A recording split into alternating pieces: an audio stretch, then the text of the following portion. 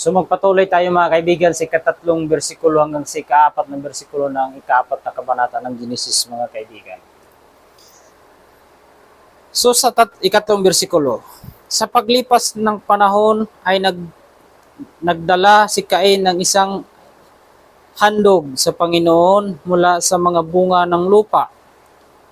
Nagdala rin si Abel ng mga panganay ng kanyang kawan. Ang taba ng mga iyon ay pinahalagahan ng Panginoon, si Abel at ang kanyang handog.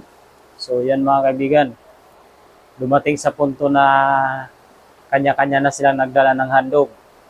Ay hindi pwedeng walang handog yan mga kaibigan, kasi nga bilang pagpapasalamat sa ating mahal na Panginoon.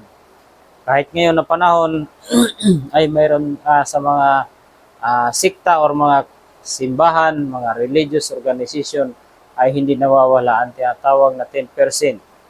Kasi yun ang bilang handog ng pagpapasalamat na binigyan ka ng grasya.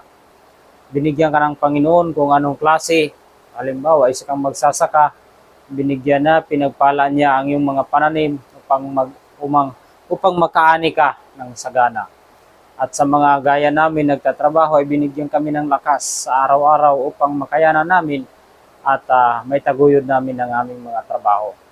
So yun mga kaibigan, at hanggang dito lang tayo. So ingat kayo palagi mga kaibigan. Bye-bye. God bless.